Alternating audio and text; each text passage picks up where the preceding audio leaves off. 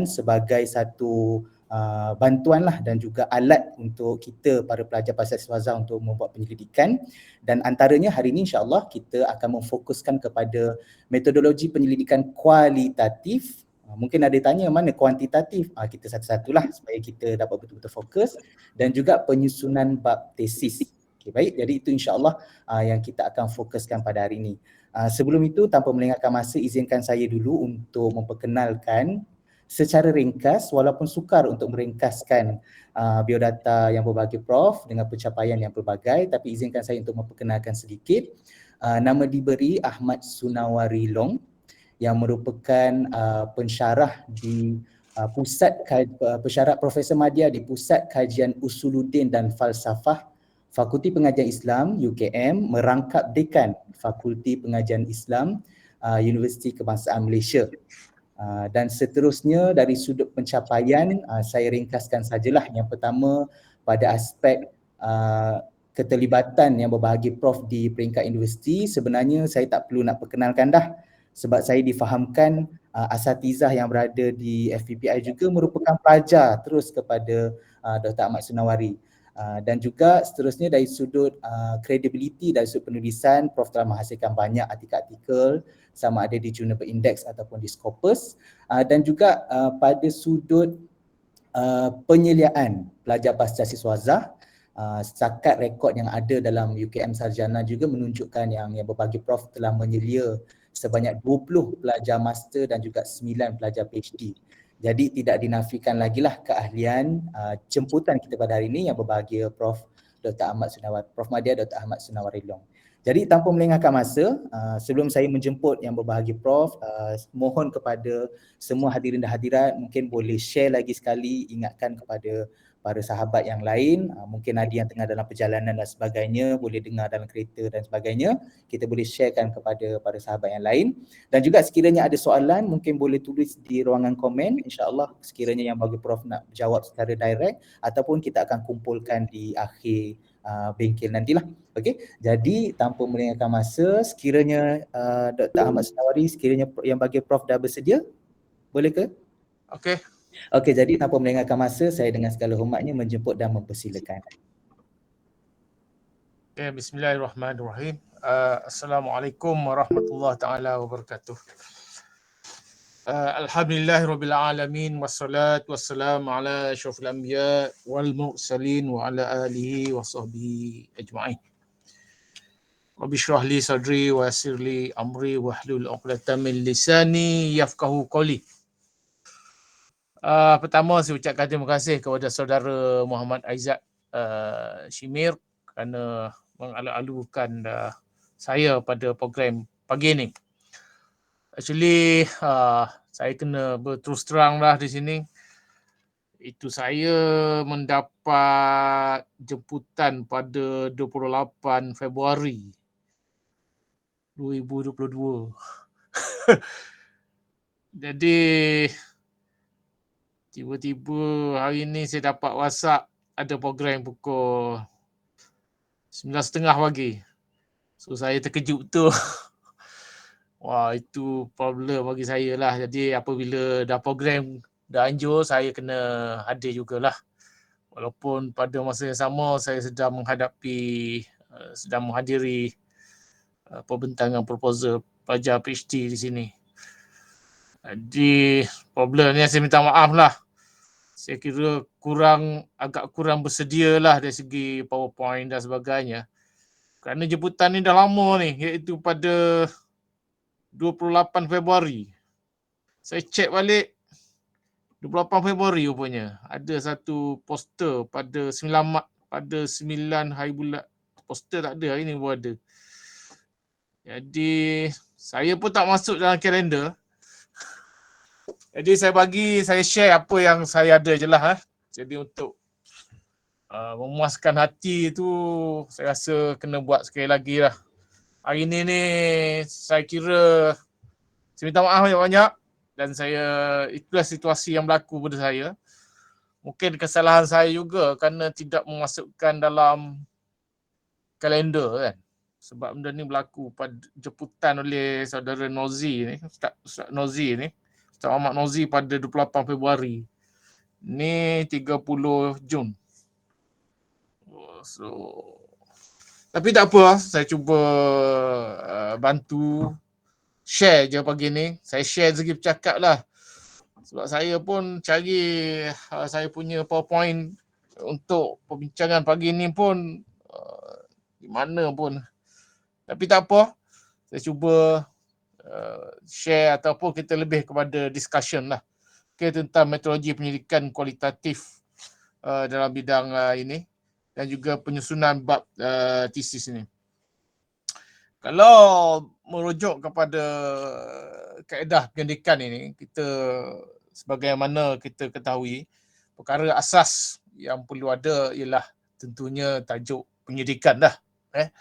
Di mana pada tajuk penyidikan itu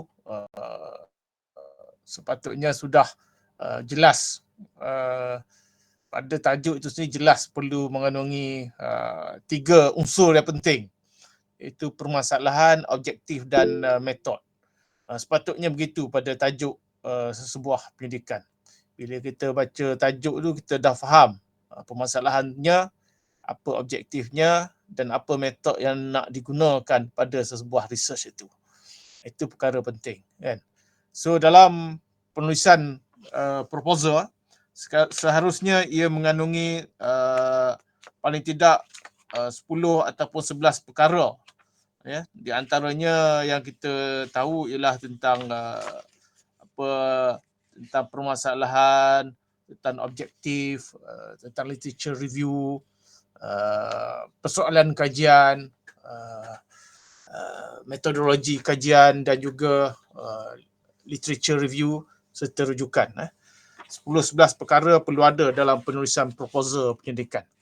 Jadi hari ini fokus kita adalah metod penyidikan secara kualitatif. Bagaimana kita seharusnya menjelaskan ataupun menyediakan metod penyidikan secara kualitatif, terutamanya di dalam bidang penyidikan Islam ini. Kebanyakan metodnya adalah metod penyidikan secara kualitatif. Okay. Dalam metod penyidikan ni, perkara paling yang perlu elemen yang perlu kita masukkan ialah seperti yang pertamanya ialah jenis penyidikan. Okay. So jenis penyidikan kita tu penyidikan apa? Okay. So kalau kualitatif, dari segi aspek apakah kualitatif itu? Adakah dia penyidikan bersifat sejarah, penyidikan bersifat analisis dokumen ataupun analisis kandungan, ataupun ia penyidikan yang kita panggil kajian masyarakat ke apa sebenarnya. Jadi perkara pertama dalam metodologi penyidikan kualitatif perlu dijelaskan dahulu ialah jenis penyidikan itu. Okay. Sama ada dia jenis persejarahan, deskriptif, eksperimen, ataupun kajian lapangan, ataupun kajian yang bersifat armchair research. Okay. Dan perlu dihuraikan sejauh mana setiap daripadanya itu relevan dengan penyidikan kita. Yang pertama. Yang keduanya ialah penyidikan kualitatif. Kita selalu menganggap iaitu tentang persampulan. Kita selalu menganggap bahawa penyidikan kualitatif ini tidak terlibat dengan persampulan. Itu satu tanggapan yang tidak tepat. Sekiranya kita menjalankan penyidikan lapangan, kita juga perlu menjalankan persampulan. Walaupun persampulan itu tidak besar. Ada kebanyakan penyidik-penyidik di barat, mereka hanya menggunakan 5, 6, 7 orang sahaja sebagai sampel. Tapi penyidikannya bersifat mendalam, seperti kajiannya ke atas masyarakat orang asli. Jadi sampel dia hanyalah 5 hingga 10 orang. Tapi kajiannya yang bersifat kajian budaya, kajian ini adalah sangat mendalam. Jadi itu juga dikatakan penyidikan kualitatif, iaitu dikelaskan sebagai etnografi. Penyidikan etnografi ataupun ethnographic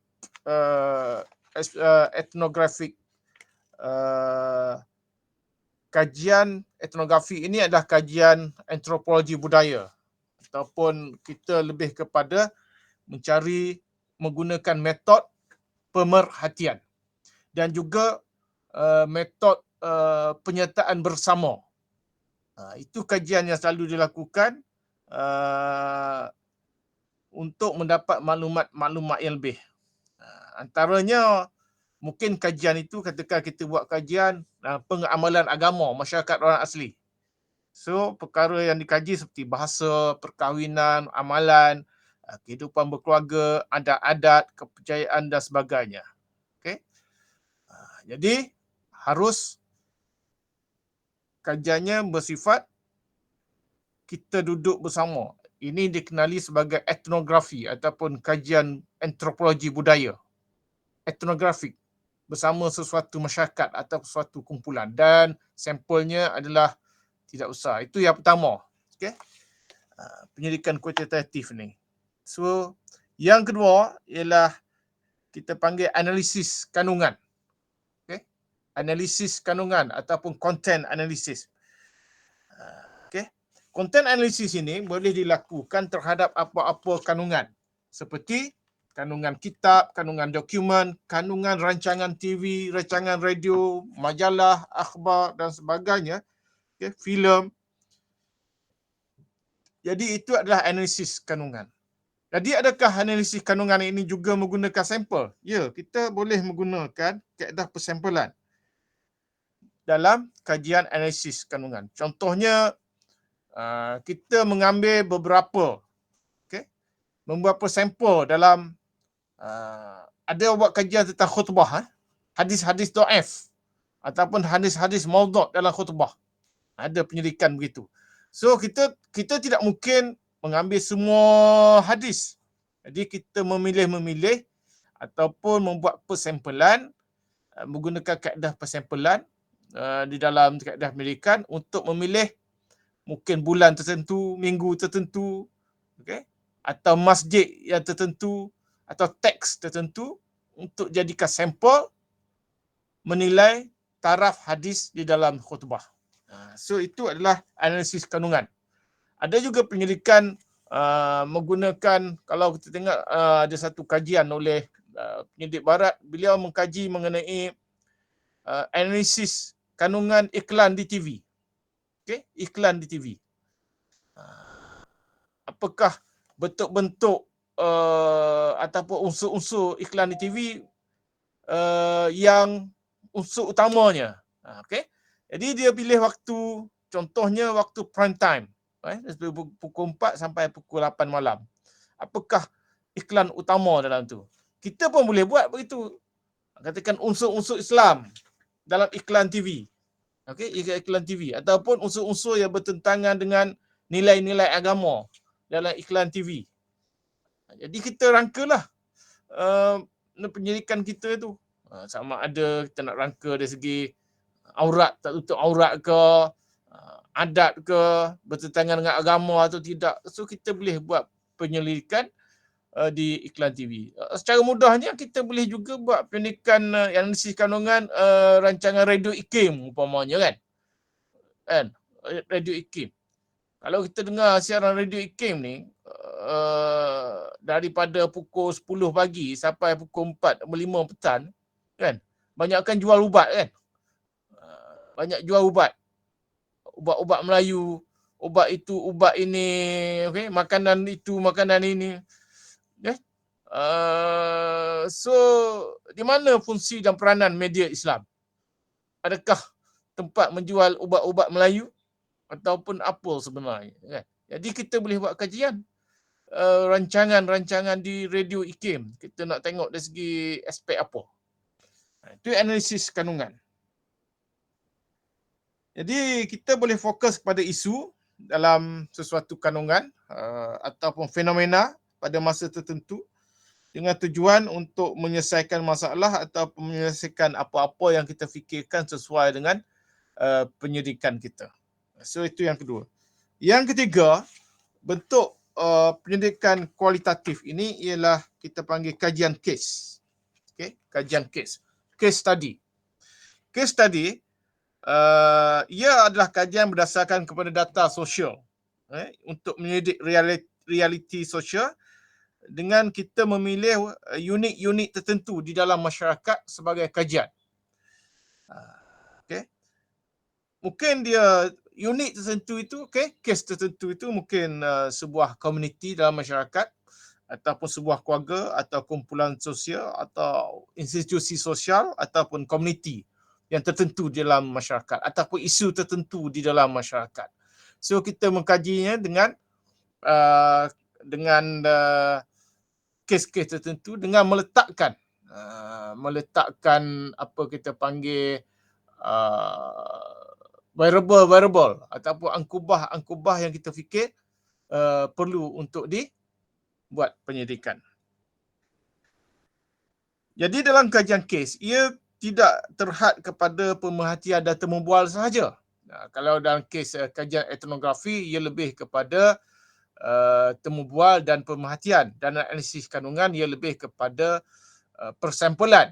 Okay? Tetapi dalam kes dalam contoh kajian kes, dia lebih kepada pemerhatian, temubual dan juga pengedaran soal-soal sidik ataupun data-data yang berekod. Okay? Tujuan kajian kes ini adalah untuk kita mendalami sesuatu isu. Kalau kita tak buat kajian kes, ia adalah seperti sangat besar untuk dibuat kajian. Okay. Jadi dalam kajian kes ini, seorang penyelidik perlu memahami latar belakang kes yang hendak diselongkari, yang dikaji, serta mendalami kes-kes tersebut supaya tidak berlaku bias dalam penyelidikan tersebut. Cuma dalam konteks kajian etnografi tadi, seorang penyelidik harus berada di dalam masyarakat tersebut.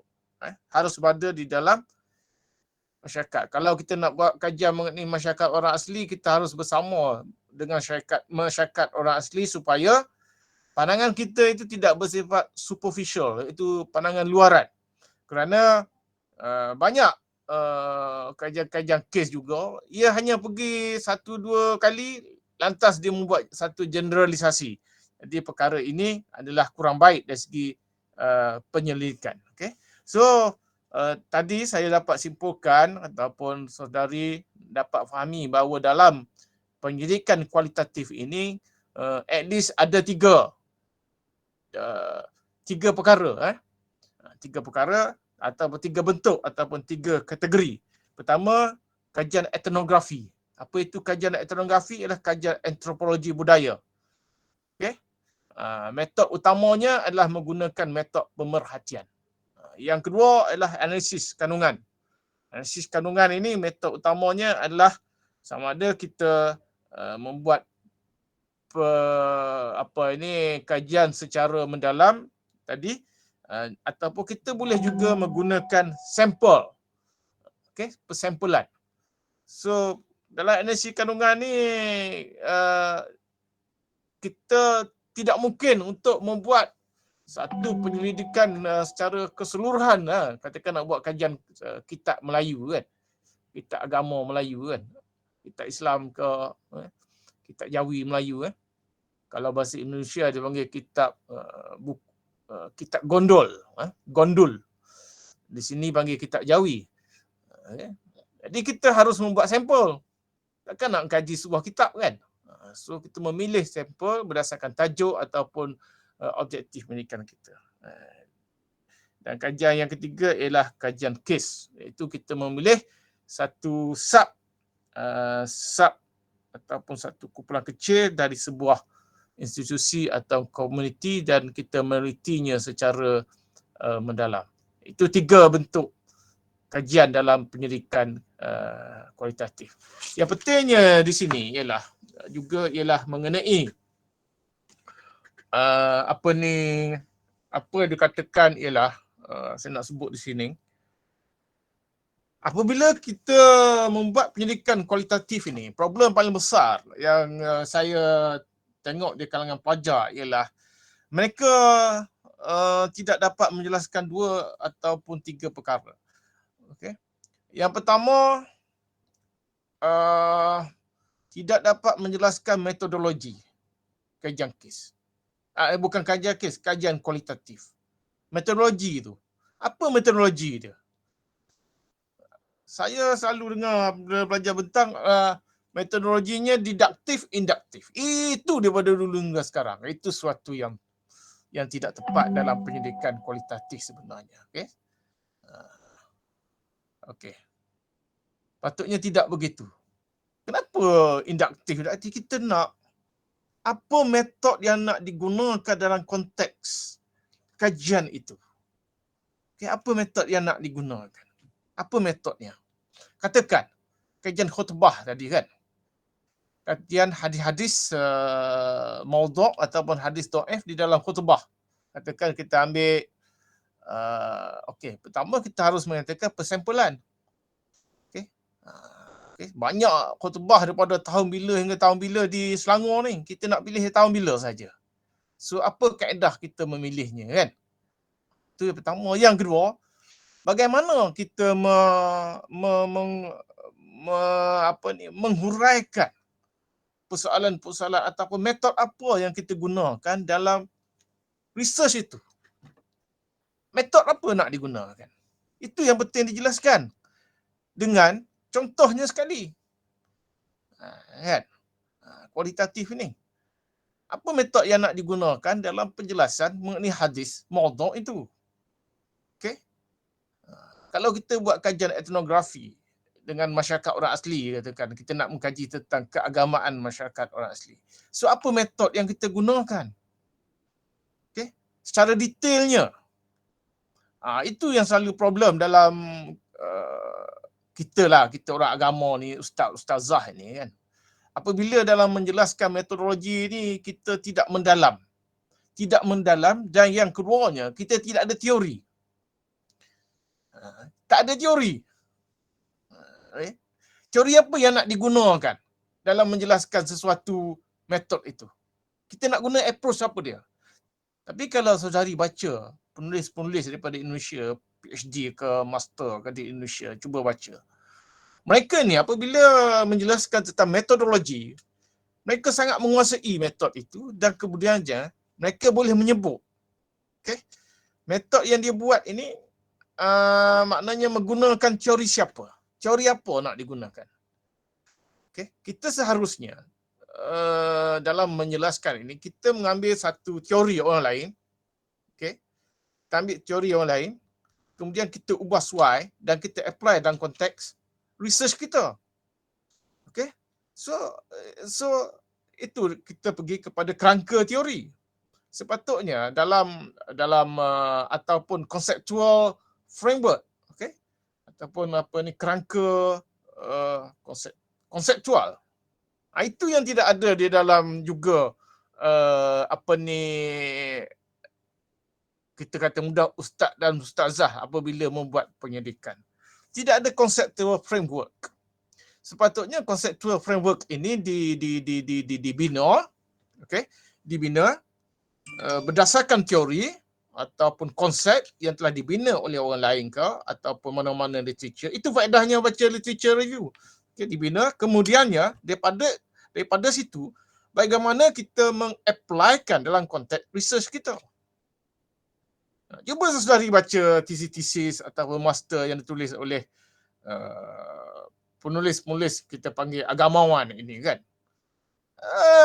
Copy paste. Tapi kita baca seolah-olah dan semestinya kita jumpa bahawa mereka ni tidak ada conceptual framework. Mereka ni tidak ada theoretical framework. Apa teori yang digunakan dalam menjelaskan? Apa konsep digunakan? So sebab tu kalau kita baca daripada awal hingga akhir tidak ada apa, sekadar khutbah syarahan ni kan. Jadi itu saya kata elok juga kalau saudari dapat merujuk kepada tulisan-tulisan atau tesis-tesis daripada Indonesia yang universiti-universiti yang baik itu, ranking yang tinggi itu, bahawa mereka ini dalam penulisan master dan PhD terutamanya mereka ada selalu menjelaskan tentang conceptual framework ataupun theoretical framework. Barulah kita boleh tengok hala tuju dan pendekatan mana yang digunakan dalam konteks pendidikan kualitatif pengajian Islam kita ini. Okay? Itu yang pertama. Yang pertama dia itu, apa yang saya lihat, tidak ada conceptual ataupun theoretical framework, teori-teori, konsep-konsep yang hendak di-applykan dalam konteks research pendidikan ini. Yang kedua ialah, saya nampak kekurangannya ialah mengenai metodologi yang saya sebutkan di awal tadi. Dia itu metodologinya sangat tidak jelas. Okay? Sangat tidak jelas. Apa yang tidak jelasnya? Iaitu apabila seseorang pelajar itu membentangkan proposalnya ataupun membuat laporan pendidikannya, yang tidak jelasnya ialah metod yang digunakan itu semasa menulis bab pertama ataupun bab kedua. Ada setengah universiti bab pertama itu metodologi, ada setengah universiti metodologi itu satu bab yang khusus, bab yang kedua ataupun bab yang ketiga. Okey. Apabila menulis metodologi ini, dia sekadar tulis apa dia? Ini saya nak cerita kan. Katakan metodnya ialah pemerhatian. Begitu saja. Okey. Seharusnya ia menulis kalau pemerhatian, dia perhati terhadap apa? Sebelum cerita perhati terhadap apa, ia perlu menceritakan dulu kenapa metod pemerhatian itu ataupun observation itu perlu dalam konteks penyelidikannya ini. Kenapa perlu? Okay? Perlu jelaskan. Yang kedua, apakah metod yang digunakan? Ataupun instrumen yang digunakan dalam konteks penyelidikannya. Okay? Instrumen pemerhatiannya itu apa? Okay? Instrumen menggunakan kamera ke, menggunakan catatan ke dan sebagainya. Yang ketiganya, apa yang hendak diperhatikan? Okay, apa yang hendak diperhatikan perlu dijelaskan.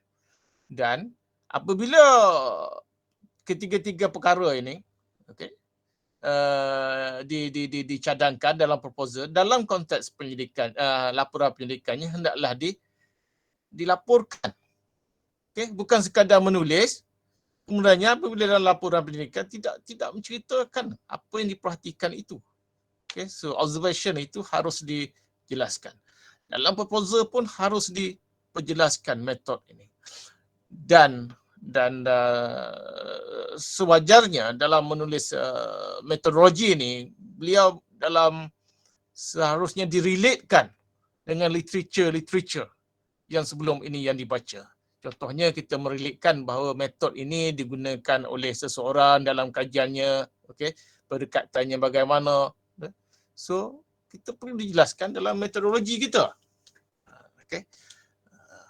So, 2 atau 3 perkara ini saya rasa sangat bermasalah dalam pendidikan kualitatif. Terutamanya bila kita tengok kan, saya bagi satu contoh lah. Okay. Apa beza kajian takhrij hadis peringkat BA, Master dan PhD? Kalau saya tanya. Nah, apa beza? Peringkat BA ada yang buat kajian takhrij hadis. Peringkat Master ada kajian takhrij hadis. Peringkat PhD pun ada kajian takhrij hadis. Apa beza? Saya selalu petikai apabila kajian mengenai takhrij hadis ini.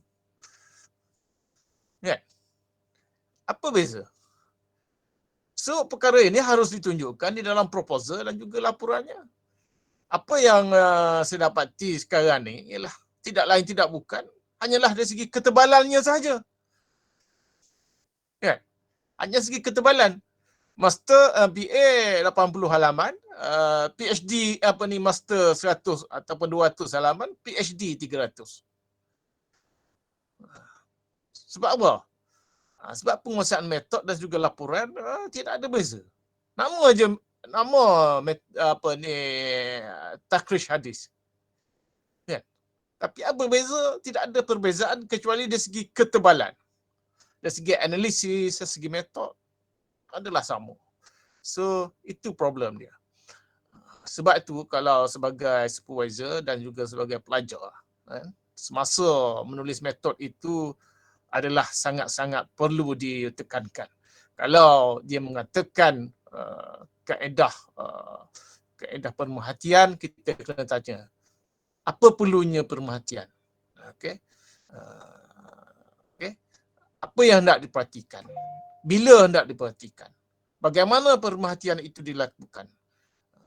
Dan apa jangkaan hasil pemerhatian oleh penulis ataupun penyelidik itu atau peneliti bagi penyelidikan tersebut. So bukan sekadar cerita, saya selalu jumpa kan analisis kandungan. Kajian ini menggunakan pendekatan analisis kandungan. Saya akan tanya, kita seorang penyidik ni harus ada 5 kan. 5W apa ni okey 5WH kan. 5W. 5 wife, 1 husband. Kan? Why, what, who, when and which. Satu lagi how. Supervisor kena selalu tanya. Student pun sama. Okay. 5 wife, 1 husband. Maksudnya soal penyidik. Sebab tu saya tanya, kalau dia kata penyidikan ini berdasarkan kaedah, apa penyidikan ini menggunakan metod analisis kandungan, saya cukup tak puas hati. Tunggulah dalam pembentangan proposal saya akan tanya. Analisis kandungan, nak analisis apa? Okey, apa metod yang digunakan? Saya akan tanya, analisis kandungan ni nak guna metod apa? Okey. Saya tak boleh nak jelaskan metod apa sebab orang hadis dia ada pendekatan hadis. Orang tafsir ada pendekatan tafsir. Orang ilmu kalam pendekatan dia. Okey. Kalau dikatakan analisis kandungan. Sebab tu kita kena baca teori-teori ataupun konseptual dan juga hasil-hasil penyelidikan terdahulu kita meneliti. Sebab itu literature review itu sangat penting saya sebutkan. Ini ada orang menulis literature review ini sekadar memenuhi syarat untuk menulis literature review. Tidak ada apa-apa makna. Itu yang salah. Bagi saya dalam sebuah penyelidikan kualitatif terutamanya, perkara yang pertama sebelum menulis proposal adalah literature review. Kan? Kita harus mempunyai literature yang komplit, yang cukup, barulah kita boleh menulis proposal. Termasuk juga kita mengetahui tentang metodologi yang harus digunakan dalam konteks pendidikan kita. Sebab itu, apabila saya rujuk kepada konteks kandungan tadi, analisis kandungan yang selalu digunakan dalam kajian bersifat kualitatif dan juga kajian agama ni, ialah kegagalan penyelidik untuk menjelaskan metodologi yang digunakan dalam analisis kandungan. Analisis kandungan itu bukannya metod. Analisis kandungan itu adalah jenis penyelidikan. Kena faham tu. Okey. Okey. Analisis kandungan adalah jenis satu penyelidikan di bawah tajuk kualitatif. Dan bagaimana untuk menjalankan analisis kandungan itu yang perlu dihuraikan. Itu perkara yang penting. Yang kedua yang saya sebutkan tadi iaitu banyak 2, 3 saya nombor dah lupa, iaitu induktif dan diduktif. Cuba tengok pembentangan proposal pelajar-pelajar ni kan. Dia akan keluar kajian ini menggunakan pendekatan induktif. Kajian ini menggunakan pendekatan ataupun approach, deductive approach. Cuba kita tanya pelajar. Ini ramai pelajar. Kita tanya begini. Induktif dalam konteks research ini bagaimana? Sila tunjukkan. Kan? Sila tunjukkan induktif dalam konteks research ini bagaimana? Bagaimana aplikasi induktif dalam konteks research ini? Tak boleh jawab. Sebab mereka ini jadi burung kakak tua, copy and paste daripada orang yang sebelumnya. Yang kita nak dalam penyelidikan kualitatif ataupun mana-mana penyelidikan kuantitatif juga, apabila menjelaskan tentang metodologi, kalau disebut induktif, penyelidik itu harus menunjukkan bagaimana aplikasi diduktif dalam konteks researchnya. Didaktif ni sebenarnya bukan dalam pendidikan. Sebenarnya dalam logik, kan? Kita belajar kan? Kenapa tiba-tiba masuk dalam metodologi pendidikan? Saya pun tak faham. Dari mana asal usulnya. Tapi itulah yang berlaku. Sebenarnya kita belajar induktif, didaktif ni pemikiran Aristotle dengan Bacon kan. Aristotle menggunakan didaktif, Bacon menggunakan induktif. Itu je. Tapi bila pelajar menulis proposal, tulis induktif. So saya pun tanyalah di mana aplikasi nak digunakan. Okey, jadi dalam konteks metod ni juga ialah sepatutnya dalam penulisan proposal kita ada objektif kan? Objektif 1, objektif 2, objektif 3 kan? Sepatutnya pada setiap objektif itu kita boleh menunjukkan apakah metod yang kita gunakan dalam mencapai setiap objektif. Okey? Sepatutnya begitu. Sepatutnya, tapi yang berlakunya tidak begitu. Yang berlakunya ialah bentang proposal, bila cerita metodologi lain, bila buat research lain, hasilnya lain. Sebagai supervisor, sepatutnya kalau dia kata pelajar ni kemukakan 5 objektif, kita tanya dia, objektif yang pertama ni nak capai menggunakan metod apa? Objektif 2, apa metodnya? Dan penjelasan serta penegasan. Objektif 3, apa metod dia gunakan? Sepatutnya begitu. Barulah penulisan metodologi itu menggambarkan pencapaian objektif. Okay? Jadi sebagai supervisor dan sebagai pelajar, perkara ini harus diberi perhatian yang sangat penting lah. Okay? Tentang penyelidikan kualitatif ini. Dan yang terakhir dari segi metodologi dalam kualitatif ini ialah tentang analisis. Okay. Analisis data. Bagaimana data-data dianalisis dalam konteks metodologi penyelidikan kualitatif ini. So harus dijelaskan juga dalam proposal. Okay. Apakah metod analisis yang nak digunakan dalam konteks penyelidikan kualitatif. Okey. Apakah metod digunakan? Kalau hadis, apakah metod kualitatif yang nak dijelaskan hadis? Kalau kajian budaya, etnografi, kajian analisis kandungan sebagainya harus dijelaskan secara detail. Kan? Okey. Kalau kita boleh tunjukkan lagi dengan data-data dalam literature review itu lagi baik. Inilah pendekatan digunakan oleh siapa-siapa, A ke oleh B, dan kita ubah Y, itu perlu diberikan di dalam analisis data. Okey.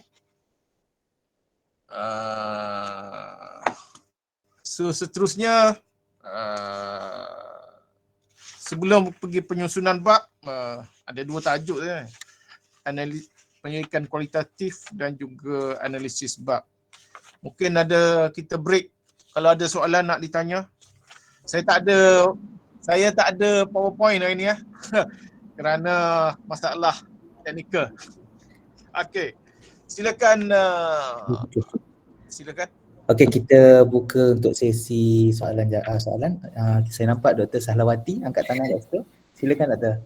Terima kasih Ustaz Azad. Assalamualaikum Prof. Saya Sahlawati. Saya nak tanya satu aspek yang saya tak berapa jelas sebelum ni tentang generalisasi dalam dapatan kualitatif ni. Yang saya faham kalau buat kuanti ni boleh generalize dia punya dapatan. Tapi kalau dalam kuali ni kita buat in-depth apa semua, jadi tidak boleh generalisasi atau macam mana sebenarnya yang tepat dan lebih fahamnya betul lah tentang generalisasi dalam kualitatif. Boleh Prof? Terima kasih. Okey.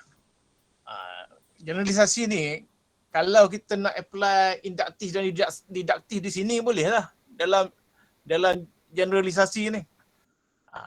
Itu kalau kata induktif, deduktif yang disebut dalam proposal tadi kan, dalam metod tadi. Inilah masa untuk menghasilkan sebuah generalisasi. Okey. Tapi walau bagaimanapun, generalisasi ni kita boleh buat dalam kualitatif. Tetapi hendaklah disokong oleh data-data dan juga oleh jabatan-jabatan lain sebagai sokongan. Boleh dibuat generalisasi. Tetapi generalisasi kita panggil generalisasi berasas. Dia kalau macam ada yang cadang tu kena top up dengan soal selidik ke? Macam tu ke Prof? Macam dia jadi nak kata mix ke ataupun dia jadi sokongan? Itu saya kata, kita tengok nature of research.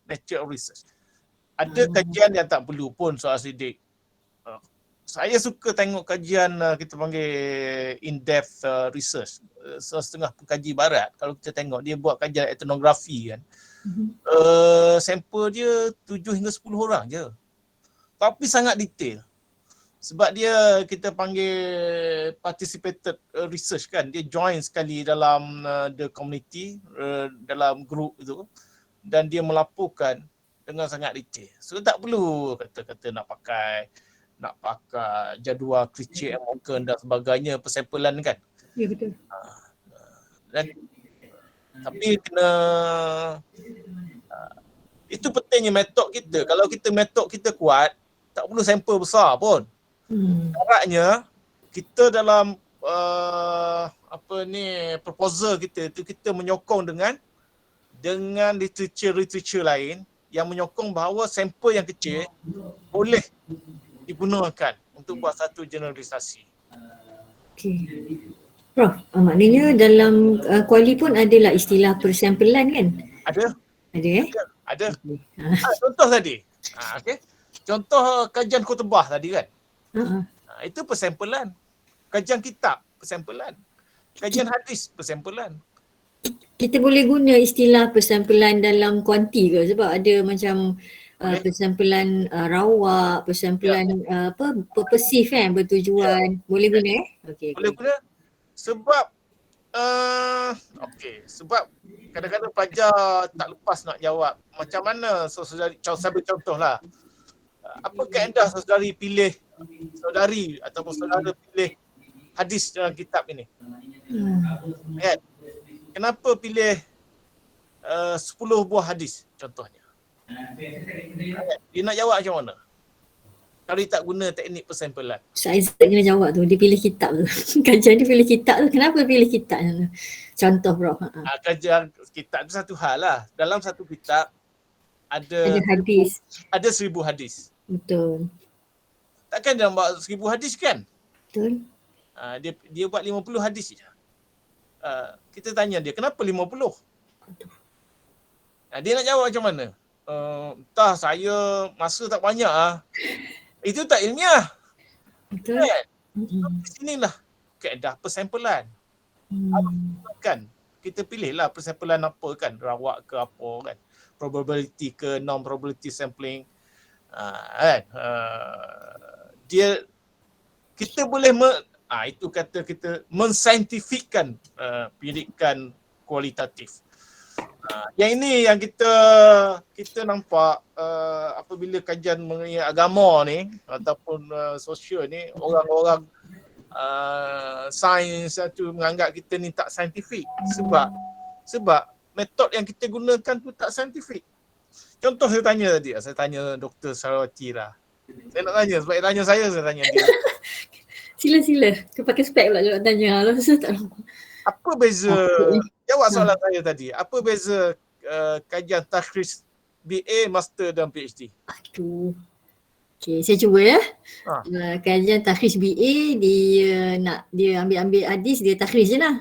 Dia nak tengok hadis ni sumber dia macam mana, apa semua. Betul. Kalau master, dia dah pilih dah dari sudut takhris ni ada ciri-ciri hadis yang dia nak tengok lebih lagi, bukan biasa-biasa. Yang PhD, dia tengok teori-teori takhris yang berkaitan dan kemudian ambil lah sampel-sampel takhris dalam kitab mana-mana. Itu je. Aduh lah Prof. Tadi saya dah tahu dah. Saya macam agak dah macam nak kena tanya. Jawab je soalan ni kan. Jadi Yelah. kena betul. Tu Yelah. beza tebal je katanya. Tu Abu Hamdi cakap Dr. Abu memang dia yang ini dia bajet gelak je untuk kita ni. Sebab kita tu, itu tanggungjawab supervisor lah kan. Macam mana kalau jawapan dia Prof? Dr. Ustaz Mahfuz kata beza skop ni. Kalau Prof ni jawapan? Saya tak ada jawapan dah. Sebab saya sedang mencari jawapan. Dr. Abu gelak betul dah buka mic lah. Dia gelak dia tak tahan. Saya sedang mencari jawapan. Sebab apa bezanya kan. Sebab betul lah Prof. Mungkin Prof banyak terlibat dengan tajuk-tajuk setiap kali hantar takhris hadis. Setiap kali hantar takhris hadis kot. Jadi mungkin kena ada kayu ukur yang jelas, beza. Itulah saya kata gitulah. Sebab sampai satu tahap kita akan cakap tak payahlah buat takhris hadis ni sebab kita dah tak nampak di mana perbezaan. Wallahualam. Itulah saya harap kita dalam bidang sains sosial agama ni supaya metodologi ni kita kena menguasai lah. Okay? Seperti saya sebut tadi ialah tentang kebanyakan apabila pelajar ni master ke PhD tentang proposal, dia tidak ada kita panggil teori teoretika ataupun kita panggil conceptual framework, itu tak ada. Dia tak pandai pun nak membina kerangka konseptual dan teori-teori yang nak digunakan di dalam konteks research dia. Dia konseptual, nak faham konseptual ni kena baca banyak, tengok contoh orang bina macam mana, kita faham lah. Lepas tu kita apply dalam konteks research kita. Saya seperti sebut tadi, saya cukup suka baca TC-TC di Indonesia ni. Mereka sangat menguasai ilmu-ilmu, kalau dia buat tafsir dia kata hermeneutik kan. Contohnya hermeneutik. Okay? Dia menggunakan pendekatan hermeneutik. Jadi dia boleh huraikan tu pendekatan dia nak guna dalam konteks research dia dan kita nampak. Okay?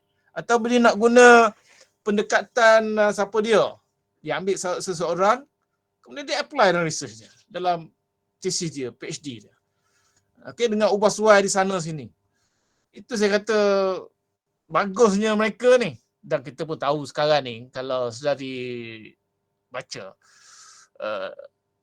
dan dalam bukan bacalah bahawa Indonesia lebih ke depan dari segi penulisan jurnal, artikel dan research berbanding dengan Malaysia. Mungkin 5 tahun lagi kita akan ketinggalan jauh dari segi akademik. Jurnal pun mereka menyusun dari segi Sinta 1 sampai Sinta 6. Kita tak ada pun benda tu di Malaysia. Okay, ini cerita jurnal pula. Lain kali lah saya cerita jurnal.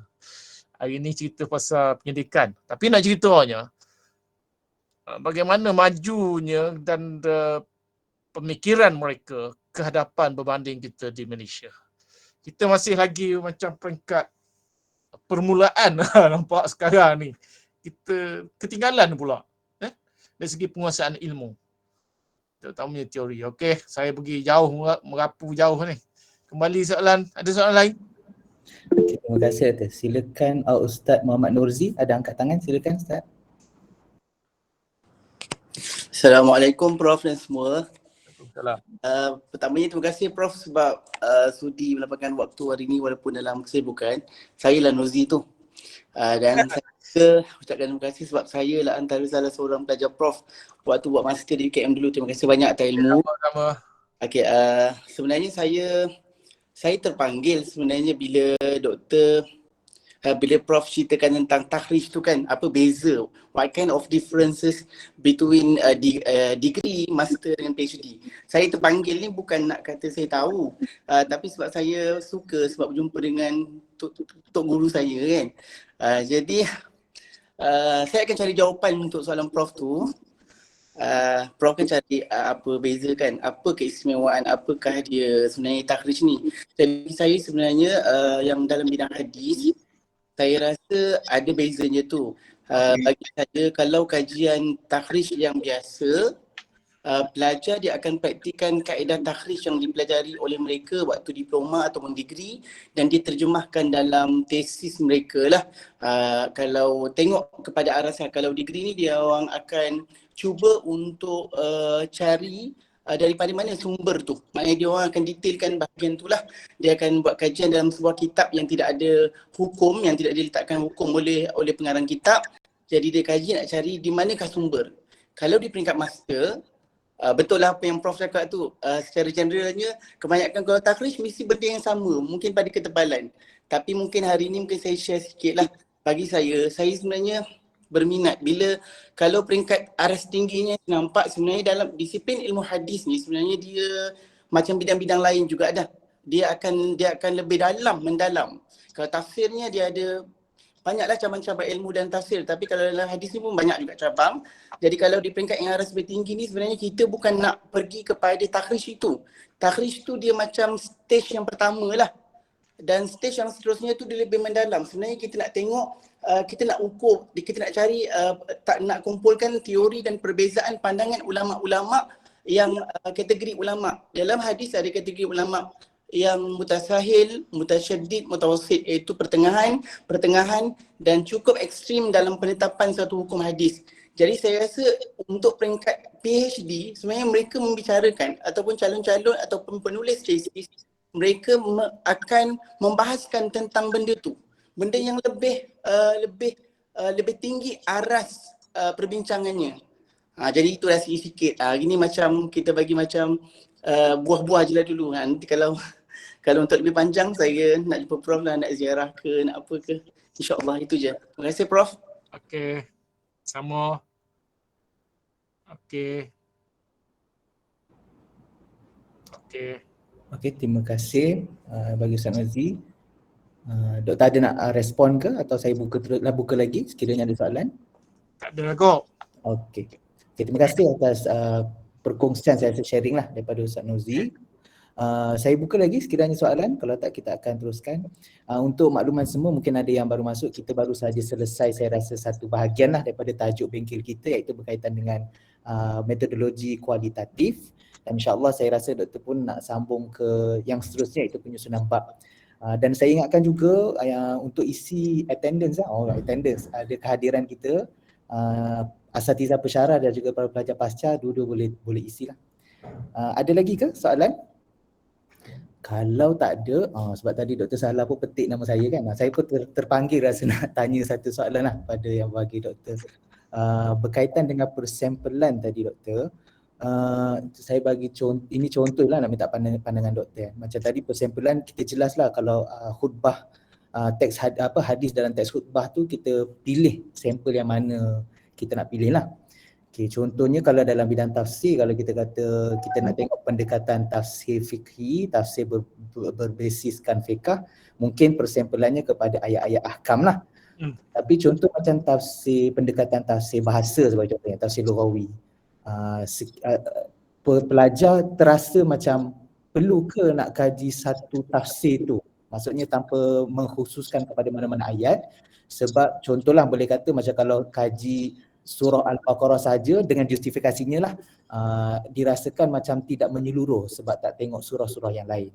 Jadi adakah pandangan Prof bahawasanya pelajar di peringkat PhD lah secara khususnya kalau berkaji tentang satu pendekatan ni perlu ke kaji semua atau memang rasa relevan lagi untuk pilih sampel tertentulah, konsep ayat dan sebagainya?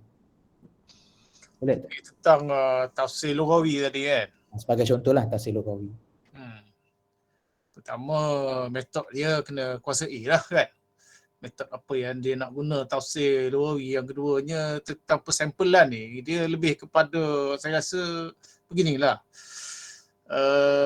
Kena tengok kepada objektif kajian tu. Nak jawab susah kan ni. Objektif kajian tu apa sebenarnya? Kan? Sama ada objektif tu nak mengkaji sebuah Al-Quran ke ataupun isu tertentu ke dalam Al-Quran. Jadi nak jawab ni susah tapi kena tengok objektif. Okey. Sebab tu objektif tu mesti relate dengan metod. Okey. Sama ada metod itu perlu persampelan ataupun tidak, kena tengok objektif. Sebab tu kita kalau kita bina satu satu flowchart, okay? Dia akan ada relate di antara objektif, metod dan hasil pendidikan. Dia akan itu. Okay, saya jawab, saya ringkas. So, saya pergi yang last part of this bengkel habis 11.30 Silakan Bill tu. Silakan Doktor. 2 jam Okey, tak apa. Setengah jam lagi. Tentang penyusunan bab tesis ni. Penyusunan bab tesis ni dia nak kata secara tepat itu tidak adalah sebab mengikut gaya masing-masing, tapi saya ambil yang general. Okey, penyusunan bab ataupun penyusunan sebuah tesis. Yang pertama dalam sebuah tesis tu kita panggil preliminary. Preliminary ni lah tajuk, penghargaan, abstrak, okey, kandungan, itu dipanggil preliminary, perkara-perkara awalan. Okey, tajuk tesis, kemudiannya abstrak dan penghargaan dan sebagainya. Okey, tentang tajuk saya ada cerita pada awal tadi. Tajuk ni research lah, ataupun PhD dan master ni. Tajuk yang sebenar-benarnya adalah apabila kita telah siap sebuah pendidikan. Macam tu juga tulis buku. Kalau pengalaman saudari yang tulis buku, tajuk yang sebenarnya ialah apabila buku kita buat dah siap, kita faham, oh ini tajuk. Tapi dalam konteks master PhD ni tak boleh ubah tajuk sewena-wenanya. Kena bawa kepada lembaga ataupun kepada jawatankuasa baru boleh ubah tajuk. Okey. Tapi tajuk yang terakhir adalah kita telah siap sebuah tesis kita atau penyelidikan kita. Okey. Saya nak cerita sikit pasal tajuk ni. Tajuk ni konsep yang pertama adalah catchy. Okey. Catchy. Penyelidikan atau tesis atau master mesti catchy. Mesti. Kalau bahasa Indonesia itu harus. Harus itu maknanya pasti. Catchy maksudnya apabila kita tengok tajuk tu menarik untuk kita selak muka surat seterusnya. Dan menarik untuk orang mendengar dan membacanya. Itu pentingnya membina tajuk yang catchy. Kan? Contohnya lagu Siti Nurhaliza buat lagu kan. Tajuk-tajuknya catchy kan. Apa ni rahsia kan. Saya tak ingat lah. Biarlah rahsia. Biarlah rahsia. Jadi kita pun nak dengar lagu ni. Apa benda sebenarnya kan. That is tajuk yang catchy. Walaupun kajian ilmiah. Okay? Yang keduanya, sebuah tajuk itu seperti saya nyatakan pada peringkat awal tadi harus mengandungi 3 perkara. Pertamanya, dia ada permasalahan. Okay? Yang kedua, ada objektif. Yang ketiga, ada metodologi. Bukan kita nak cerita semua, tapi bila kita baca tajuk tu, kita faham apa masalahnya, apa objektif nak dicapai tajuk ni dan juga metod dia guna yang metod apa. Kan? 3 perkara ni kita boleh faham melalui tajuk tu. Itu susah sikit nak fikir tajuk kan. Tapi dengan pembacaan kita, literature review yang kita buat, dia melahirkan tajuk-tajuk yang catchy dan mengandungi 3 unsur tersebut. Kan? Okey, itu mengenai tajuk lah. Yang kedua ialah dalam preliminary ini juga adalah abstrak. Abstrak ni adalah kita panggil dalam bahasa Melayu adalah parti. Okey, parti. Abstrak haruan, maknanya parti haruan. So, janganlah ceramah dalam abstrak. So, kita kena betul-betul abstrak lah. Ini dalam abstrak, kita bagi contoh, dalam abstrak kita buat cadangan apa sebagainya. No, abstrak is abstrak. Parti itu maksudnya apa dia? Apa yang harus ada? Pertama, dia harus ada permasalahan. Latar belakang. Biasanya 200 hingga 300 perkataan kan. Permasalahan. Apa masalah? Yang kedua, objektif. Yang ketiga, metod. Yang keempat, hasil.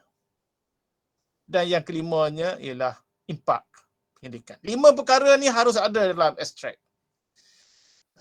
Okey, dalam abstrak. Kalau kita hantar jurnal pun sama. Dia akan tengok abstrak tu ada tak 4 perkara ni. Kalau dalam tu kita bagi contoh, ada cadangan, ada metodologi. Metodologi ada, tapi adalah metodologi yang secara umum. Jangan secara detail pula. Secara detail tu kena selak muka surat belakang lah kan. So 5 perkara ini iaitu permasalahan. Yang kedua adalah mengenai objektif. Objektif tu kita boleh, kalau kita ada 3, kita boleh kena tulis 3. Dalam 2 ayat, 1 ayat, 3 ayat terpulanglah. Okey, yang kedua metodologi. Metodologi kita ada 5. So kita masukkan 5 metodologi yang utama. Tapi yang utama yang tu, jangan yang detail-detail berapa katakan berapa sampel, bagaimana sampel dia pilih, itu tak perlu. Cuma itu cerita apa kaedah persampelan saja. Okey, yang keempat ialah hasil pendidikan. Hasil kita. Dan yang kelima, impak pendidikan. Sebab mana-mana tesis, mana-mana kajian, orang ingin nak tengok research ni apa impak dia. Apa kesan dia daripada penyelidikan ini. Impaknya kepada apa, dalam bentuk apa dan sebagainya. Okay? So 5 perkara ini perlu dimasukkan di dalam abstrak. Okay. Dan satu lagi penghargaan lah. Penghargaan ni pun jangan nak ceramah semua benda kan. So penghargaan ini hanya 1 halaman saja kepada supervisor jangan lupa kan, kepada institut yang sponsor kita dan sebagainya, dan juga mungkin ahli keluarga dan sebagainya, itu boleh dimasukkan. Tapi tidak lebih daripada 1 halaman ya. Biasanya penghargaan begitu. Okey, yang seterusnya dalam penyusunan bab ini adalah tentang penyusunan kandungan bab. Okey. Kandungan bab ni sebenarnya untuk menulis kandungan bab ni, jangan lupa walau di mana-mana objektif itu, objektif yang kita tulis dalam proposal itu ataupun dalam bab yang pertama itu ada di dalam laporan kita, dalam penyidikan ataupun tesis kita. Okey. Katakan objektif nombor 1, di manakah laporannya? Bab berapa? Okey. Objektif nombor 2, bab berapa? Objektif nombor 3, bab berapa? Dan seterusnya. Kerana begini tau, kita sebagai penilai, saya sebagai penilai, bila kita baca tesis, kita akan cari, okey, bab 1 ni, objektif nombor 1 ni pelajar ni tercapai atau tidak. Kita akan cari di mana. Sebab tu kita harus pandai menyusun bab. Jadi cara mudahnya ialah 1 objektif 1 bab. Okay, itu memudahkan pemeriksa. Kalau tidak, pemeriksa terpaksa mencari tau. Mana ni objektif nombor 1? Bincang di mana ni? Okey. Itu perlu kebijaksanaan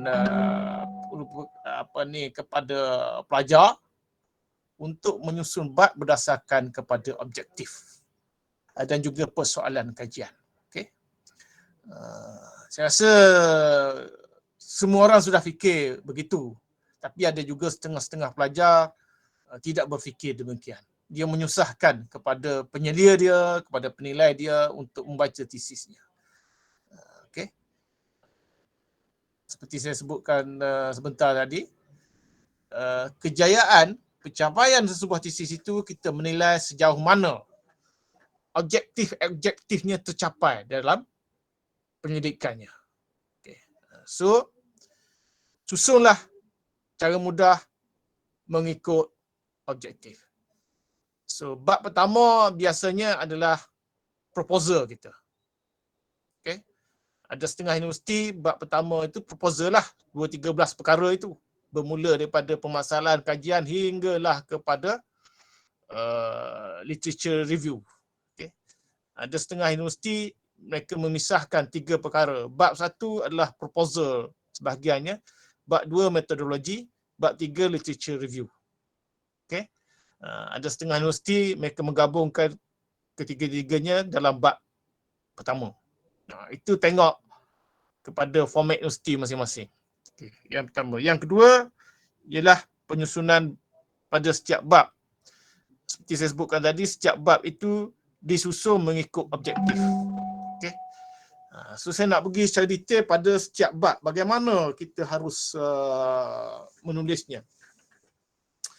So katakan sekarang kita bab 2 mengenai Islam di Malaysia lah tajuk dia. Okey, bab 2 Islam di Malaysia. So apa yang kita harus tulis? So tajuk itu naklah menggambarkan kepada kandungan di bawahnya. Sub tajuk.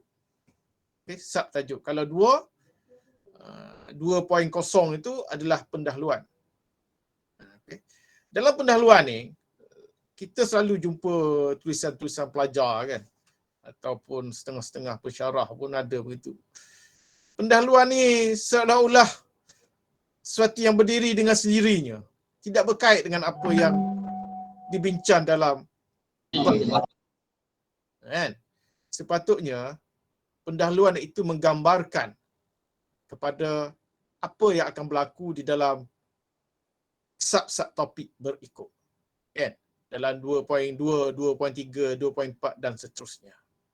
So itu pendahuluan. Maknanya dalam setiap bab harus ada pendahuluan. Okay? At least satu perenggan ke. Satu lagi penutup. Okay? Penutup. Setiap bab diakhiri dengan penutup. 2.1, 2.2 dan 2.7 penutup katakan. So penutup ini satu masalah lagi.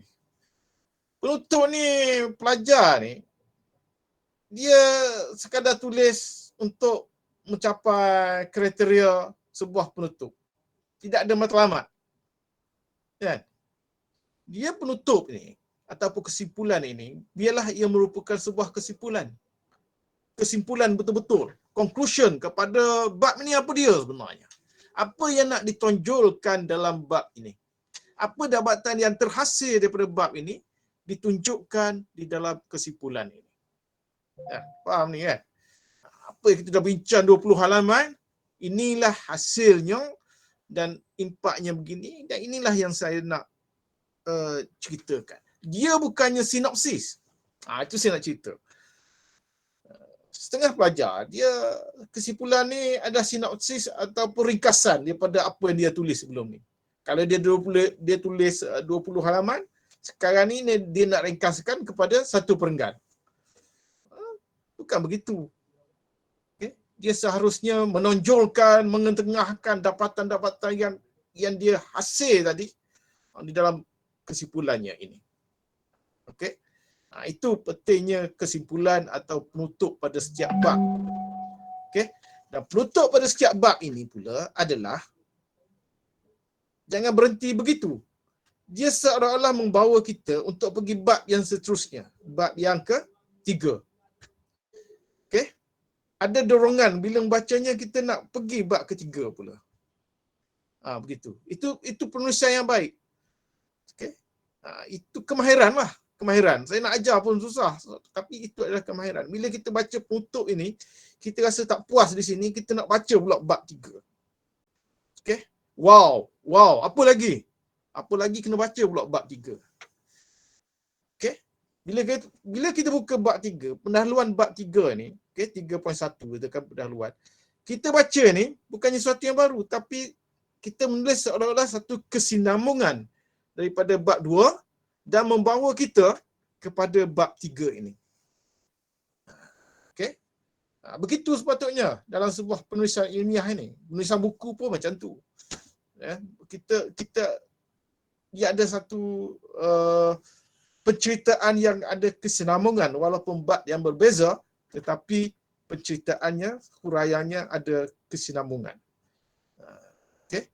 So jadi dari segi susunan babnya, yang kedua adalah kandungan lah. Jadi kandungan itu disusun mengikut objektif yang kita rangka sebelum ini. Okey. Okey. Dalam penyusunan bab juga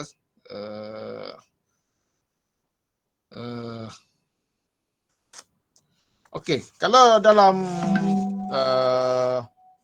huraian teks kita selalu jumpa penulisan pelajar ni, dia terutamanya kajian yang bersifat kuantitatif ke apa ke, yang ada jadual kan. Dia masuk jadual itu tanpa huraian. Okay? Tanpa huraian dan sokongan. Sepatutnya tulisan-tulisan dalam kandungan ini harus ada sokongan-sokongan daripada literature. Dia seolah syok sendiri. Dia syok sendiri. 20 halaman tu, fikiran dia daripada awal hingga akhir. Dia dah lupa cerita literature review yang dia buat sebelum ini. Sepatutnya di sinilah literature review menyokong tulisan-tulisannya, dapatan-dapatan kajiannya. Okey? Ataupun dia menjadi sombong di sini. Sombong macam mana? Si A tulis tadi tidak mencapai apa dia tulis. Kita highlight diri kita, dapatan kita di sini. Berbanding dengan research yang lain. Okay? Atau research kita ni disokong oleh research yang lain. Sepatutnya begitu. Itu faedah literature review. Ini habis tulis literature review, lupa terus. Itu tak betul. Okay? Itu tidak betul dari segi penulisan ilmiah. Seterusnya, saya rasa kita pergi yang terakhir lah. Rumusan. Habis dah kandungan, kita pun buat satu bab dinamakan satu rumusan. Rumusan, penyusunan bab yang terakhir, sebelum terakhir adalah rumusan. Okay. So rumusan ini, ataupun kesimpulan bab yang akhir, ada setengah universiti namakan rumusan dan cadangan. Okay. Okay, rumusan dahulu, kita merumuskan apa yang kita tulis. Bukannya ringkasan. Setengah penulis, dia tidak merumus. Dia meringkaskan apa yang dia tulis. Buat apa? Kan? Untuk apa? Sebagai penilai, ini aku dah baca ditulis lagi, tapi dia bentuk ringkas. Kalau gitu, baik baca bab akhir saja. Maksudnya, seperti disebutkan tadi, penulis ini atau penyelidik ini, dia gagal memahami konsep rumusan. Rumusan ini sepatutnya mengemukakan rumusan ataupun kesimpulan daripada hasil penyelidikannya, bukannya meringkaskan apa yang telah ditulisnya. Okey. So, cuba highlightkan. Kesimpulan ataupun rumusan ini seharusnya mengandungi kenyataan-kenyataan tentang apa yang telah ditemui, hala tuju ataupun nature penyelidikan seterusnya yang wajar dilakukan. Kan? Begitu. Dan juga dia mengetengahkan beberapa kekurangan-kekurangan dalam penyelidikannya ini. Okey. Apa yang dia rasa kurang? Contohnya dia buat penyelidikan orang asli.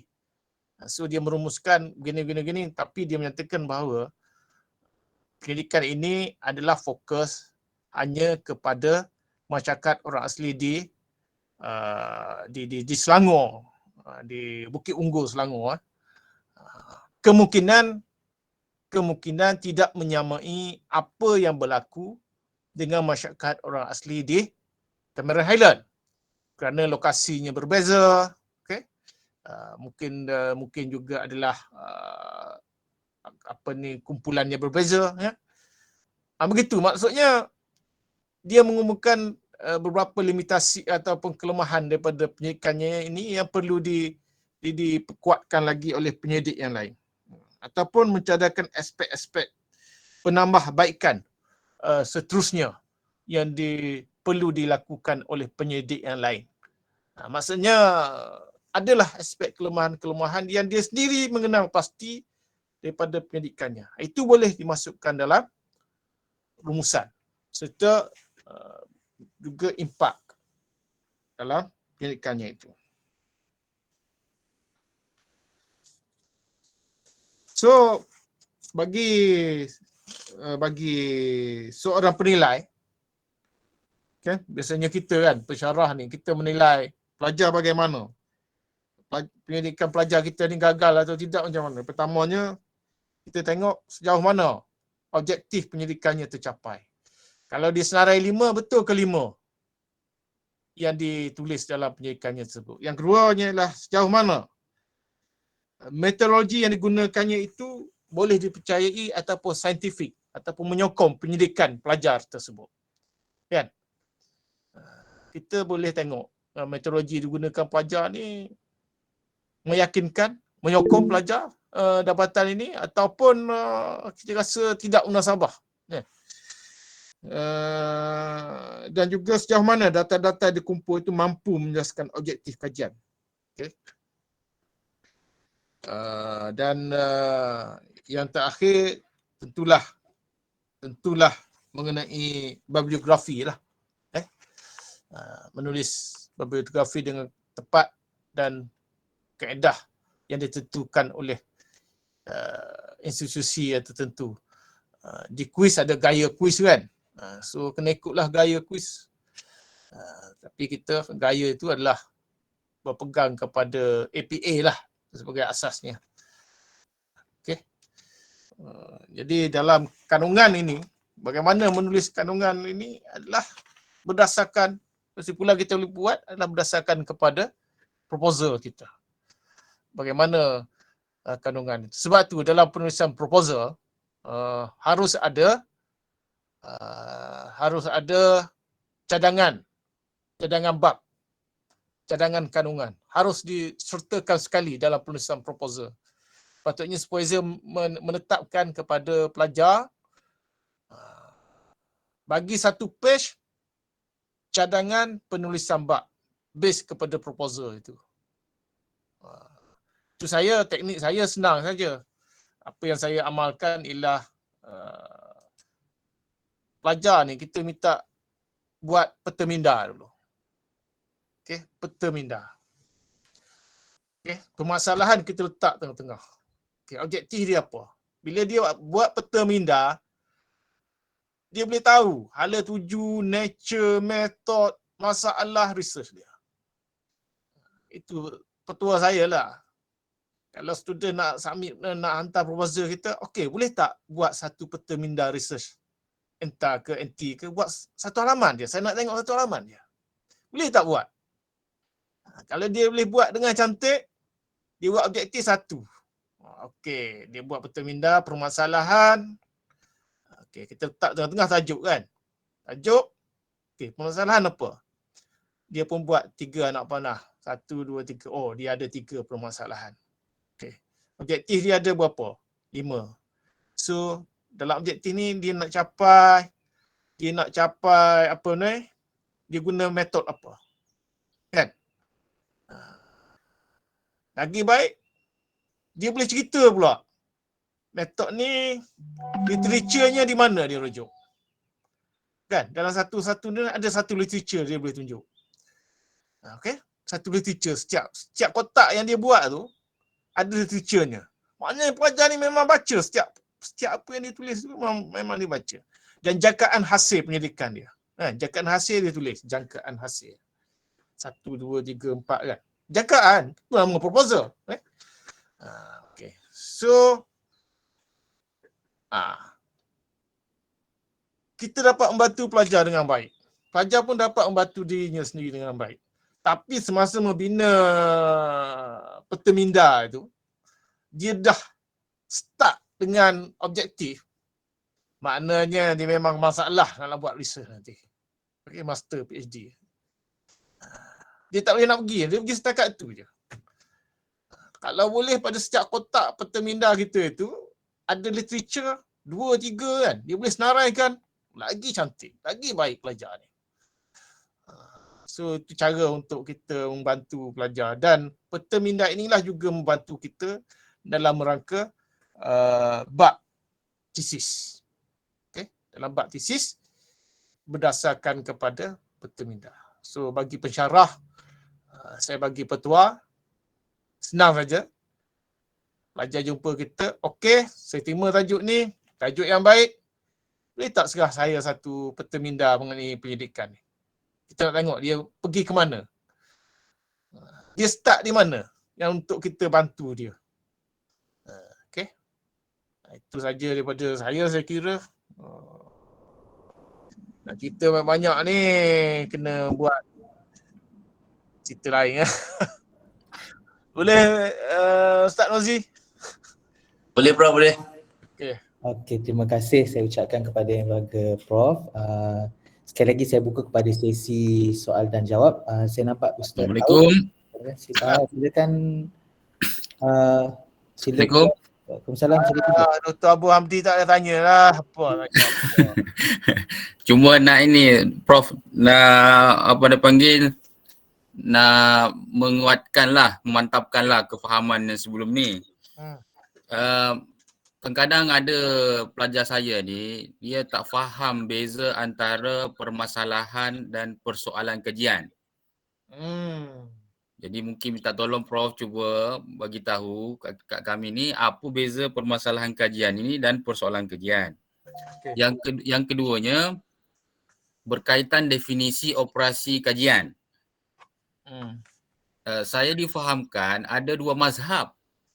Mazhab pertama, dia menyatakan sumber rujukan terhadap perkataan-perkataan atau istilah-istilah yang ada dalam tajuk tesis itulah.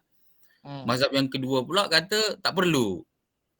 Itu adalah pandangan daripada pelajar ataupun penulis itu sendirilah. Jadi kita pun tak tahu yang mana satu mazhab ini yang betul untuk diamalkan di Malaysia. Okey. Okey, saya jawab nombor 2 dulu Saya jawab. Sila Bro. Definisi operasi kajian ini dia ada kekeliruan. Kekeliruan pertama ialah apabila setengah-setengah pelajar ataupun pensyarah juga yang kesilapan ni saya rasa punca daripada pensyarah. Apabila definisi operasi kajian, dia sentiasa merujuk kepada memberi definisi tajuk. Tajuk tak perlu definisi. Ini bukan kita nak berbahas. Memberi definisi tajuk tu, tajuk research tu, katakan pandangan pelajar kuis terhadap kenaikan harga ayam. Kan? So pelajar dia definisi iaitu orang belajar universiti, kuis Kuala Universiti Islam. Ayam ialah binatang yang terbang tetap berkaki dua. Kan? Itu salah.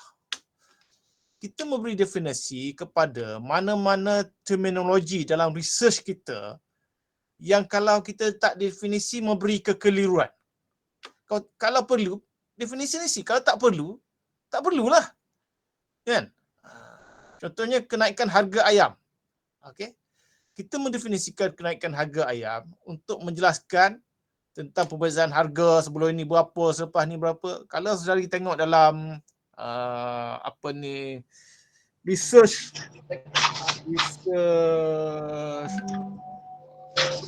penduduk Malaysia. Kalau buka dia memberi definisi kepada contohnya penghuni ataupun dia menjelaskan apa maksud penghuni, iaitu orang yang tinggal di rumah pada pukul 4 hingga 6 petang. Ini ada gangguan daripada siapa ni? Okey. Mohon mute terlebih dahulu dari peserta yang lain. Ini dah bermula ke belum? Apa ni Kak Luqman ya? Ya. Pang 7. Bawah. Ataupun admin ke boleh tolong mute kan, saya tak dapat nak mute kan.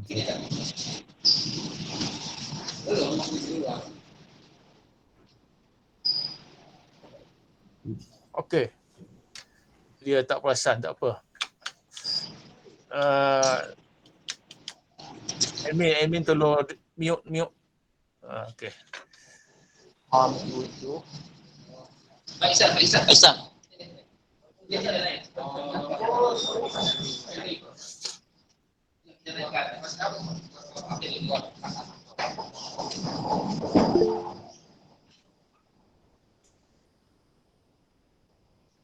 Okey, definisi ni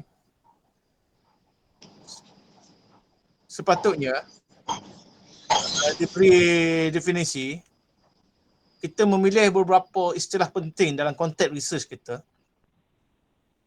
Dan definisi itu hendaklah ada terkan tekan tangan. Apa tu? Oh. Minta maaf, Ustaz Luqman ya tu.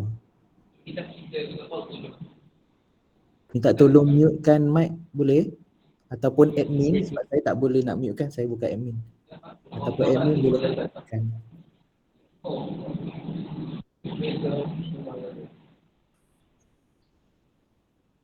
okey, definisi ni okey dah. Definisi ni ialah kita memilih beberapa istilah, kalau kita tak perjelaskan dia menimbulkan kekeliruan ataupun dia sangat penting untuk jelaskan dalam konteks research ni. Okey. Supaya dia menjadi satu rujukan yang kita gunakan, itulah konsep yang nak digunakan dalam research ni. Kalau dalam konteks pendidikan ini, istilah itu hendaklah berdasarkan kepada literature, bukannya kamus. Okey, berdasarkan kepada literature. Katakan konsep, kata kelas, kita buat konsep kelas menengah, pendapatan kelas menengah di Malaysia. Okey, selepas pandemik. So kita nak beri istilah kelas menengah itu, kita perlu menjelaskan kelas menengah ini adalah berdasarkan, adalah mereka yang berpendapatan 3,000 ataupun B40 ke 4,000 ke bawah. Menurut sekian. Muhammad Nauzi Nasir 1998 dan orang lain menurut begini, akhirnya dalam konteks research kita terima definisi ini sebagai definisi yang digunakan dalam konteks research kita. Okey? Dia bukannya definisi ikut kamus ke apa atau kita sendiri. Kita sendiri base kepada apa? Definisi kita buat tu base kepada literature apa?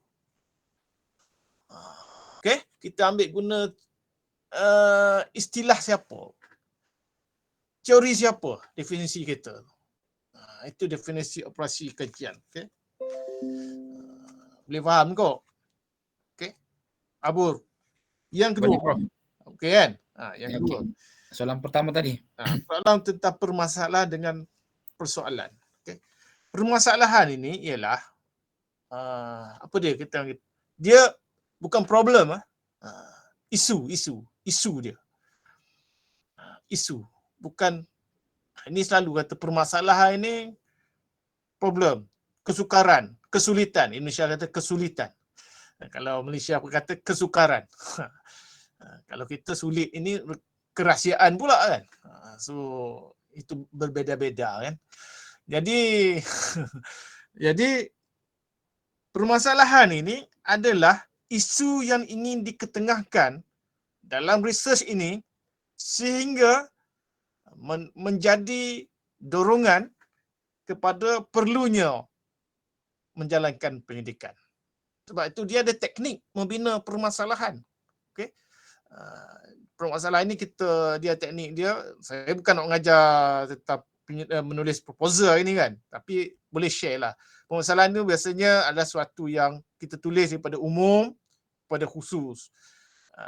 Dan isu itu kita nyatakan dalam bentuk data-data, sokongan dan sebagainya sehingga kita tulis seolah-olah benda isu yang kita nak tulis ini adalah sesuatu yang kritikal. Satu yang diperlukan untuk dijalankan penyelidikan. That is problem of the study. Okay, issue of the study. Bukannya masalah kajian. Masalah kajian ni dia pergi kepada hal lain pula. Masalah kita pandemik apa semua itu bukan masalah kajian, itu masalah penyelidik, kan? Masalah kajian yang tadi, permasalahan atau problem of the study.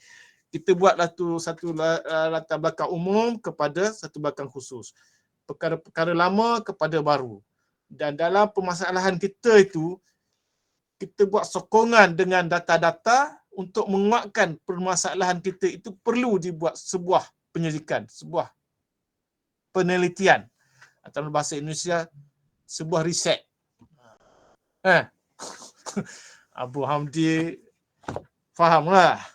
Satu riset ataupun satu research. Okay? Bagaimana pula persoalan kajian?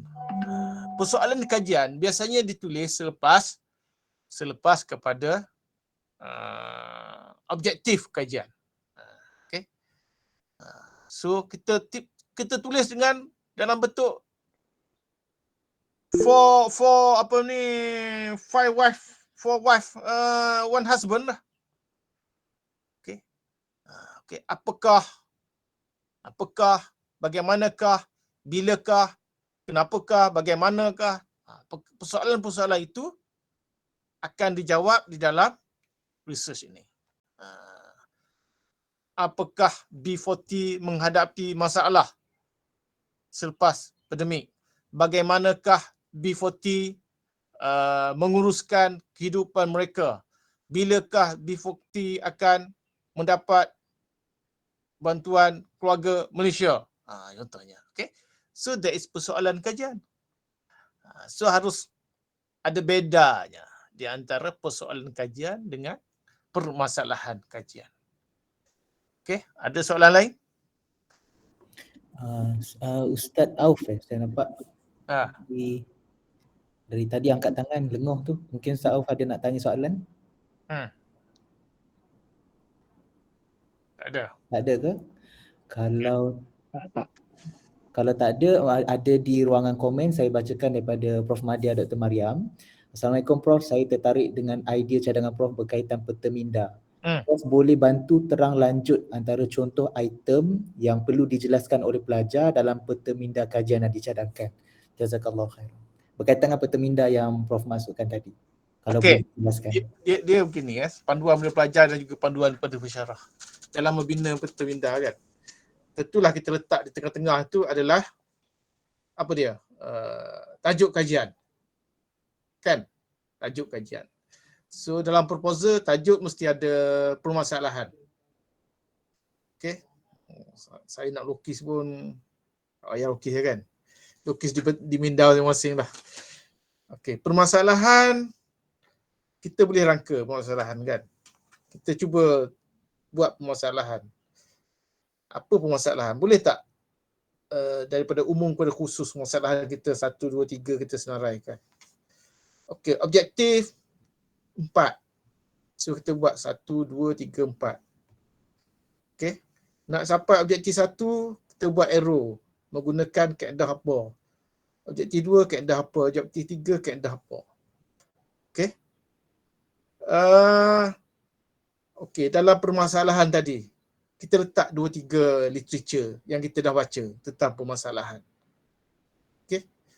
Dalam objektif pun kita boleh masuk beberapa literature yang kita buat literature review. Dalam metodologi, kita nak guna pendekatan siapa, metodologi apa. Ada tak orang lain pernah tulis mengenai ini? Kita boleh masuk literature situ. Okey, penelitian. Dari segi metodologi, okey, kita pun buat satu ruangan metodologi pula. Kita nak buat apa? 5 metodologi. So setiap metodologi katakan kalau kita buat pemerhatian, okey, di mana, kaedah apa, kita tulislah di mana, quiz.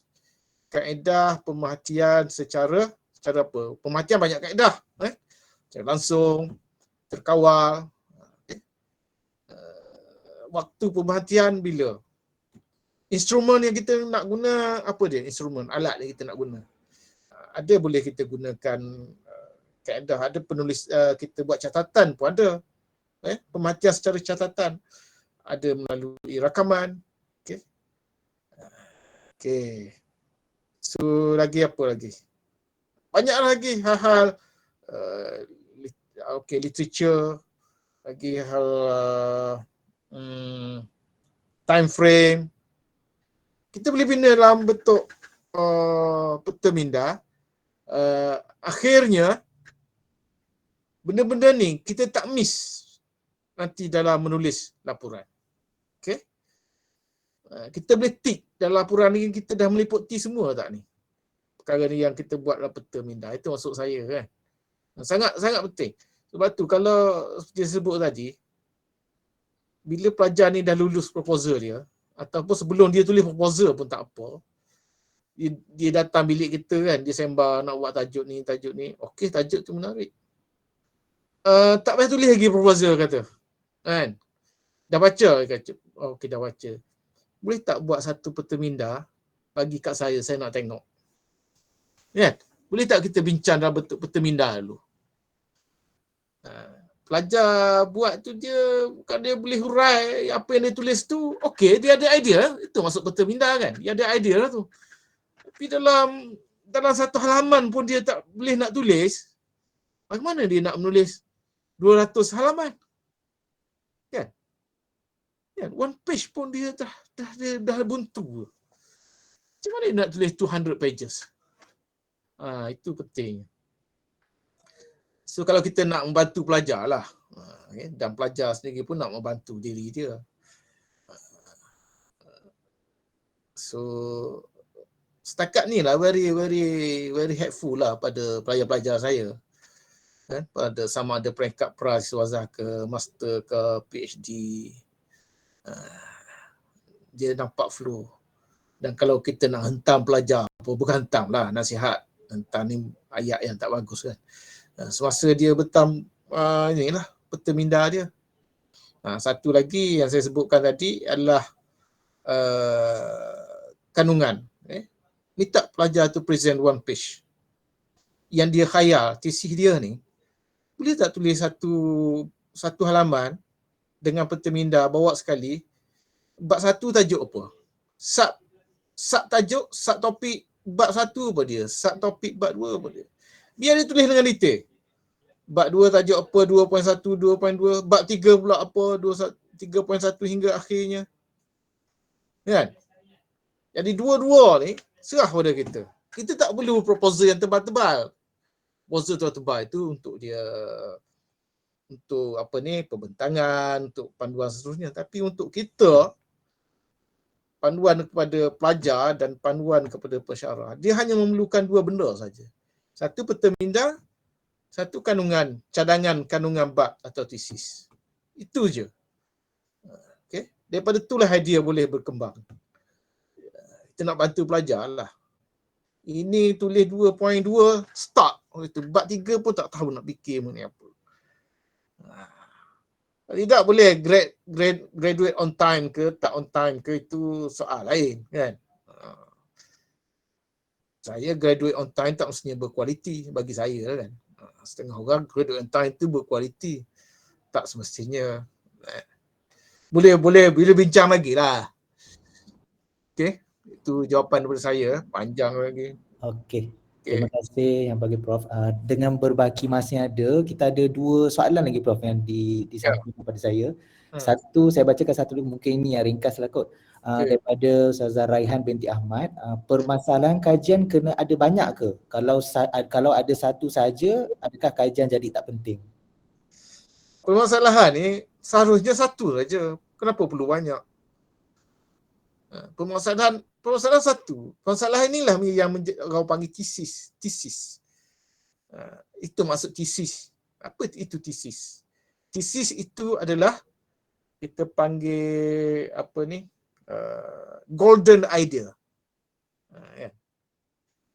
Tesisnya ialah satu permasalahan yang kita nak rungkai dalam research ni. Dia tulis, inilah permasalahan yang kita nak rungkai. Kalau tak ada permasalahan, buat research buat apa? That is the golden idea of the researcher. Itu satu je permasalahan. Tak perlu banyak. Cuma daripada satu itu, kita menimbulkan banyak persoalan. Banyak objektif. Banyak metodologi. Itu. Okay. Ustazah Mariam.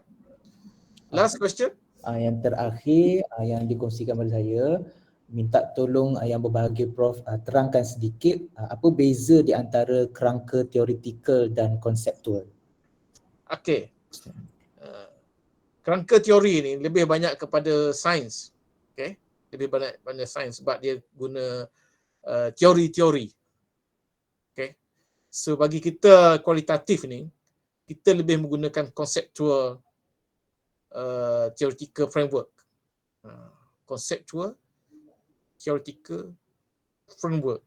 Sebab teori ni kita tak nak apply, kita tak nak uji teori. Okay? Tapi kita nak gunakan konsep-konsep yang ditulis ataupun yang dibuat dalam kerangka kajian kita dan kajian orang lain. Kita kena tahu dalam konsep research dan ilmu ni, kita tidak bermula daripada zero. Bohonglah kalau kata ini adalah genuine idea daripada dia. Tak ada. Dia mesti bersumberkan daripada orang lain. Based pada pengalaman, pembacaan, kehidupan, persekitaran, mencetuskan idea dia. So, dalam konteks research ni, dia based kepada konsep-konsep yang telah dibina, idea-idea orang lain, dia bina satu konsep ataupun nak adaptasi dalam konteks research dia dan nak apply sini. Dia nak guna teori siapa, konsep siapa dalam menghuraikan ini, pendekatan siapa, senangnya bahasa. Kan? Tapi kita kena rangkalah. Itu kena baca, mesti baca buku-buku ataupun tulisan-tulisan apa itu conceptual framework. Dan contohnya sekali, bagaimana aplikasi konseptual dalam sesebuah pendidikan. Yang saya kata lack, yang tidak ada dalam, bukan tidak ada, kurang, tertonjol dalam pendidikan kita ni, conceptual framework. Okay. Seolah-olah kita ni menulis secara independence daripada mana-mana idea kan. Tidak semestinya begitu kan. Okey. Okay, terima kasih yang bagi Prof. Saya rasa itu saja soalan yang ada dikumpulkan. Jadi saya rasa dengan masa kita pun dah alhamdulillah dah on time lah katanya, hampir tamat. So, saya rasa setakat itu saja program kita pada pagi ini. Mewakili